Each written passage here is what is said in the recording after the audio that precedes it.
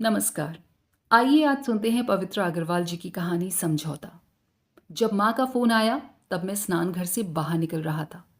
मेरे रिसीवर उठाने से पहले ही शिखा ने फोन उठा लिया था। माँ उससे कह रही थी, शिखा, मैंने तुम्हें एक सलाह देने के लिए फोन किया है। मैं जो कुछ कहने जा रही हूँ वह सिर्फ मेरी सलाह है, सास के नाते आदेश नहीं। फिर भी उम्मीद है तुम उस पर विचार करोगी और हो सका तो मानोगी भी। बोलिए माँ जी। शिखा, तुम्हारे देवर पंकज की शादी है। वह कोई गैर नहीं, तुम्हारे पति का सगा भाई है। तुम दोनों का व्यापार अलग है, घर अलग है, कुछ भी तो साझा नहीं है। फिर भी तुम लोगों के बीच मधुर संबंध नहीं है, बल्कि यह कहना अधिक सही होगा कि संबंध टूट चुके हैं।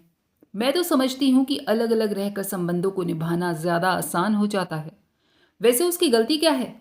बस यही कि उसने तुम दोनों को इस नए शहर में बुलाया, अपने साथ रखा और नए सिरे से व्यापार शुरू करने को प्रोत्साहित किया। हो सकता है उसके साथ रहने में तुम्हें कुछ परेशानी हुई हो, एक दूसरे से कुछ शिकायतें भी हों, किंतु इन बातों से रिश्ते समाप्त हो जाते हैं क्या? उसकी सगाई में तो तुम नहीं आई थी, किंतु शादी में जरूर आना। बहू का फर्ज परिवार को जोड़ना होना चाहिए। तो क्या मैंने रिश्तों को तोड़ा है? पंकज ही सब जगह हमारी चले तो भाभी को गोली मार दूं, उसने आते ही हम दोनों भाइयों के बीच दरार डाल दी, ऐसी बातें करता है। माँ जी, दरार डालने वाली मैं कौन होती हूँ? असल में पंकज के भाई ही उनसे खुश नहीं है। मुझे तो अपने पति की पसंद के हिसाब से चलना पड़ेगा ना। वह कहेंगे तो आ जाऊंगी। देखो बेटा, मैं यह तो नहीं कहती कि तुमने रिश्ते को तोड़ा है, लेकिन कभी जोड़ने का प्रयास भी नहीं किया। रही बात लोगों के कहने की, तो कुछ लोगों का काम ही यही होता है। वे इधर उधर की झूठी बातें करके परिवारों में, संबंधों में फूट डालते रहते हैं और झगड़ा कराकर मजा लूटते हैं। तुम्हारी गलती बस इतनी है कि तुमने दूसरों की बातों पर विश्वास कर लिया। देखो शिखा, मैंने आज तक कभी तुम्हारे सामने चर्चा नहीं की, किंतु आज कह रही हूं।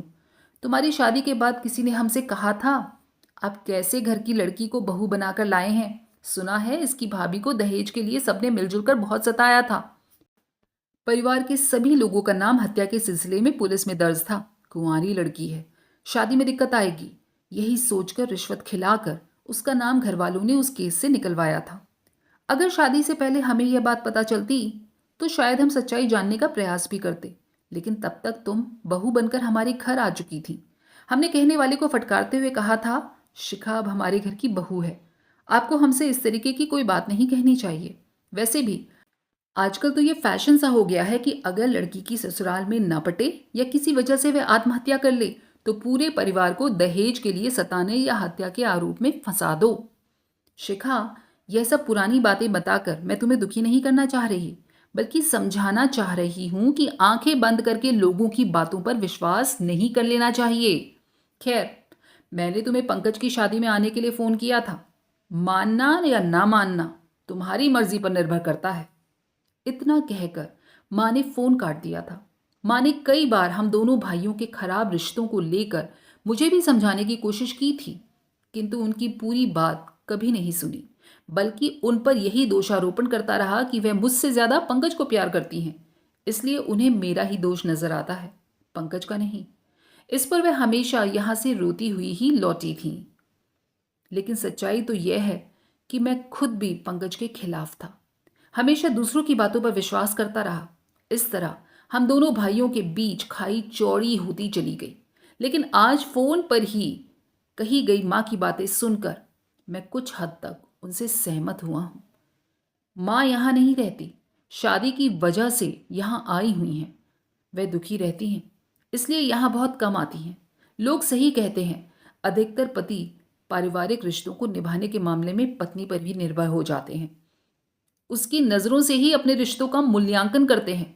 शायद यही वजह है पुरुष अपने माता पिता, भाई बहनों आदि से दूर होते जाते हैं और ससुराल वालों के नजदीक होते जाते हैं।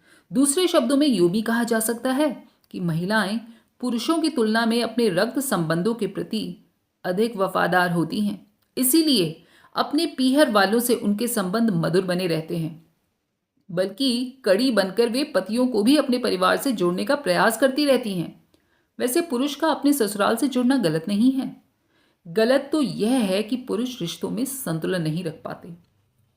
वे नई परिवार से तो जुड़ते हैं, किंतु धीरे धीरे अपने परिवार से दूर होते चले जाते हैं। भाई भाई में, भाई बहनों में कहा सुनी कहा नहीं होती। लेकिन इसका मतलब यह तो नहीं होता कि संबंध समाप्त कर लिए जाएं। मेरे साथ भी यही हुआ। जाने अनजाने में पंकज से ही नहीं, मैं अपने परिवार के अन्य सदस्यों से भी दूर होता चला गया। सही मायने में देखा जाए तो संपन्नता व कामयाबी के जिस शिखर पर बैठकर मैं व मेरी पत्नी गर्व महसूस कर रहे हैं, उसकी जमीन मेरे लिए पंकज ने ही तैयार की थी। उसके पूर्ण सहयोग व प्रोत्साहन के बिना अपनी पत्नी के साथ मैं इस अजनबी शहर में आने की सोच भी नहीं सकता था। उसका आभार मानने के बदले मैंने उसके साथ रिश्ते को दफन कर दिया। मेरी उन्नति में मेरे ससुराल वालों का 1% भी योगदान नहीं था, किंतु धीरे धीरे वही मेरे नजदीक होते गए। दोष शिखा का नहीं, मेरा था। मैं ही अपने निकटतम रिश्तों के प्रति ईमानदार नहीं रहा। जब मैंने ही उनके प्रति उपेक्षा का भाव अपनाया, तो मेरी पत्नी शिखा भला उन रिश्तों की कद्र क्यों करती? समाज में साथ रहने वाले मित्र, पड़ोसी, परिचित सब हमारे हिसाब से नहीं चलते। हम में मतभेद भी होते हैं। एक दूसरे से हम नाखुश भी होते हैं। आगे पीछे एक दूसरे की आलोचना भी करते हैं। लेकिन फिर भी संबंधों का निर्वाह करते हैं। उनके दुख सुख में शामिल होते हैं। फिर अपनों के प्रति ही हम इतने कठोर क्यों हो जाते हैं? उनकी जरा सी त्रुटियों को बढ़ा चढ़ाकर क्यों देखने लगते हैं? कुछ बातों को नजरअंदाज क्यों नहीं कर पाते? तिल का ताड़ क्यों बना देते हैं? मैं सोचने लगा, पंकज मेरा भाई है। यदि जाने अनजाने उसने कुछ गलत किया या कहा भी है, तो आपस में मिल बैठकर मतभेद मिटाने का प्रयास भी तो कर सकते हैं। गलत फहमियों को दूर करने के बदले हम रिश्तों को समाप्त करने के लिए कमर कस ले, यह तो समझदारी नहीं है। असलियत तो यह है कि कुछ शातिर लोगों ने दोस्ती का ढोंग रचाते हुए हमें एक दूसरे के विरुद्ध भड़काया, हमारे बीच की खाई को गहरा किया, हमारी नासमझी अपनों की तुलना में गैरों पर अधिक विश्वास किया। मैंने निर्णय कर लिया कि अपने फैसले अब मैं खुद लूंगा।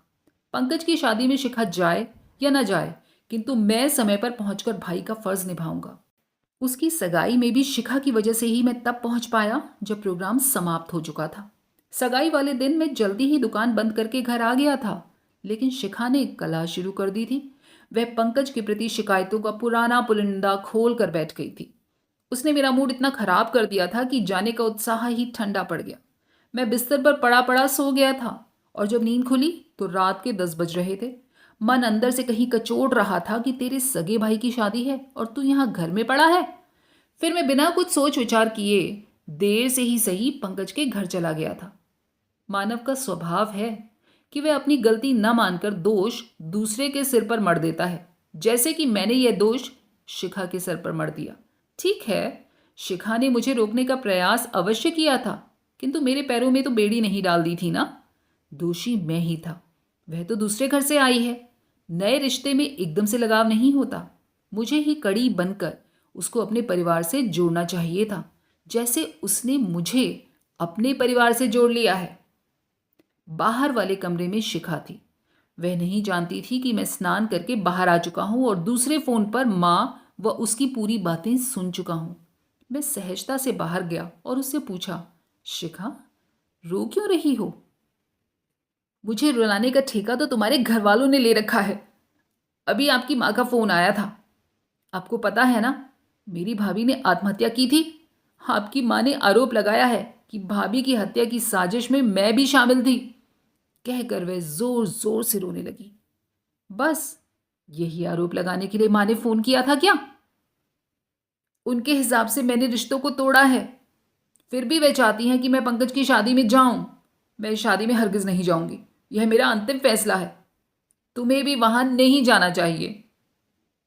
सुनो, हम दोनों अपना अपना फैसला करने के लिए स्वतंत्र हैं। मैं चाहते हुए भी तुम्हें पंकज के यहां चलने के लिए बाध्य नहीं करना चाहता, किंतु अपना निर्णय लेने के लिए मैं स्वतंत्र हूं। मुझे तुम्हारी सलाह नहीं चाहिए। तो तुम जाओगे? तुम्हारे व मेरे खिलाफ वह जगह जगह इतना जहर उगलता फिरता है, फिर भी जाओगे? हां, उसने कभी मुझे या मेरे सामने किसी से ऐसा नहीं कहा जैसा तुम कह रही हो। लोगों के कहने पर शिखा हमें पूरी तरह विश्वास नहीं करना चाहिए। लोगों के कहने की परवाह मैंने की होती तो तुम्हें कभी भी वो प्यार न दे पाता जो मैंने तुम्हें दिया। अभी तुम माँ द्वारा आरोप लगाए जाने की बात कह रही थी, पर वह आरोप उन्होंने नहीं लगाया। लोगों ने उन्हें ऐसा बताया होगा। आज तक मैंने भी इस बारे में तुमसे कभी कुछ पूछा या कहा नहीं। आज कह रहा हूं। तुम्हारे ही कुछ परिचितों ने मुझसे भी कहा था कि शिखा बहुत तेज मिजाज की लड़की है। अपनी भाभी से भी उसकी पटती नहीं थी। सबके जुल्मों से परेशान होकर उसकी भाभी की मौत हुई थी। पता नहीं वह हत्या थी या आत्महत्या, लेकिन मैंने उन लोगों की परवाह नहीं की। क्या तुम भी मुझे अपराधी समझते हो? मैं तो बस इतना जानती हूं कि यह हमारी कुछ दुश्मनों की साजिश थी। हमारे परिवार को फंसाया गया था। इसी वजह से मेरी शादी में कई बार रुकावटें आईं। शिखा, मैं तुम्हें अपराधी नहीं समझता। ना ही मैंने कभी उन लोगों की बातों पर विश्वास किया है। अगर विश्वास किया होता तो तुमसे शादी ना करता। पर हम यह क्यों कभी नहीं सोचते कि जैसे वह सब बातें पूरी तरह से सच नहीं थी, वैसे ही पंकज के खिलाफ हमें भड़काने वालों की बातें भी तो झूठी हो सकती हैं। उन्हें हम सत्य क्यों मान रहे हैं? सोचो तो और बताओ। लेकिन मुझे नहीं लगता कि ये बातें झूठी हैं। खैर, लोगों ने सच कहा हो या झूठ, मैं तो उनकी शादी में नहीं जाऊंगी। एक बार भी उन्होंने मुझसे शादी में आने के लिए नहीं कहा। कैसे कहता? सगाई पर आने के लिए तुमसे कितना आग्रह करके गया था वह। यहां तक कि उसने तुमसे अपनी अनजाने में की हुई किसी गलती के लिए माफी भी मांगी थी। फिर भी तुम नहीं गई। ये ठीक नहीं है शिखा। इतना घमंड अच्छा नहीं। उसकी जगह अगर मैं भी होता ना, तो तुम्हें दोबारा बुलाने नहीं आता। सब नाटक था। लेकिन आज तुम्हें क्या हो गया है? आज तो तुम पंकज की बड़ी तरफदारी कर रहे हो। तभी द्वार की घंटी बजी। पंकज आया था। उसने शिखा से कहा, भाभी, भैया से तो आपको साथ लाने की कह चुका हूं। आपसे भी कह रहा हूं। आप आएंगी तो मुझे बहुत खुशी होगी। अब मैं चलता हूं, बहुत काम करने को पड़े हैं।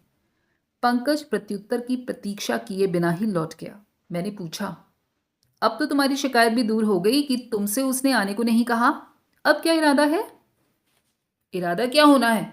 हमारे पड़ोसियों से तो एक सप्ताह पहले ही आने को कह गया था। मुझे एक दिन पहले न्योता देने आया है। असली बात तो यह है कि मेरा उनसे जी खट्टा हो गया है और मैं जाना नहीं चाहती। मैं नहीं जाऊंगी। थोड़ी देर बाद शिखा का फोन आया। सुनो सुनो, एक खुशखबरी है। मेरे भाई हिमांशु की शादी तय हो गई है। 10 दिन बाद की शादी है। उसके बाद कई महीनों तक शादियां नहीं होंगी, इसलिए जल्दी शादी करने का निर्णय किया है। बधाई हो। कब जा रही हो? अरे, पूछ तो ऐसे रहे हो जैसे मैं अकेली ही जाऊंगी। तुम नहीं जाओगे? तुमने सही सोचा। तुम्हारे भाई की शादी है ना, तुम जाओ। मैं नहीं जाऊंगा। यह क्या हो गया है तुम्हें? कैसी बातें कर रहे हो? मेरे माँ बाप की जग हंसाई कराने का इरादा है क्या? सब पूछेंगे दामाद क्यों नहीं आया, तो क्या जवाब देंगे? लोग कई तरह की बातें बनाएंगे। बातें तो लोगों ने तब भी बनाई होंगी जब एक ही शहर में रहते हुए सगी भाभी होकर भी तुम देवर की सगाई में नहीं गई, और अब शादी में भी नहीं जाओगी। जग हंसाई क्या नहीं होगी उनकी? और फिर इज्जत का ठेका तुम्हारे खानदान ने ही ले रखा है। हमारे खानदान की तो कोई इज्जत है ही नहीं। मत करो तुलना दोनों खानदानों की। मेरे घर वाले तुम्हें बहुत प्यार करते हैं। क्या तुम्हारे घर वाले मुझे वे इज्जत व प्यार दे पाए? हर एक को इज्जत व प्यार अपने व्यवहार से मिलते हैं शिखा। तो क्या तुम्हारा अंतिम फैसला है कि तुम मेरे भाई की शादी में नहीं जाओगे? अंतिम ही समझो। यदि तुम मेरे भाई की शादी में नहीं जाओगी, तो मैं भला तुम्हारे भाई की शादी में क्यों जाऊंगा? अच्छा, तो तुम मुझे ब्लैकमेल कर रहे हो? कहकर शिखा ने फोन पटक दिया। दूसरे दिन पंकज की शादी में शिखा को आया देखकर माँ जी का चेहरा खुशी से खिल उठा। पंकज भी बहुत खुश था। माँ ने स्नेह से शिखा की पीठ पर हाथ रखते हुए कहा, शिखा, तुम आ गई बेटा, मैं बहुत खुश हूं। मुझे तुमसे यही उम्मीद थी। आती कैसे नहीं माँ जी, मैं आपकी बहुत इज्जत करती हूँ। आपके आग्रह को कैसे टाल सकती थी? मैं मन ही मन मुस्कुराया। शिखा किन परिस्थितियों के कारण यहाँ आई, यह तो बस मैं ही जानता हूँ। उसके ये संवाद भले ही झूठे थे, पर अपने सफल अभिनय द्वारा उसने माँ को प्रसन्न कर दिया था। यह हमारे बीच हुए समझौते की एक सुखद सफलता थी। दोस्तों, कैसी लगी यह कहानी कमेंट करके बताइएगा। फिर मिलेंगे अगली बार ऐसी ही कहानियों के साथ। तब तक अपना और अपनों का ख्याल रखिए। स्वस्थ रहिए और मस्त रहिए।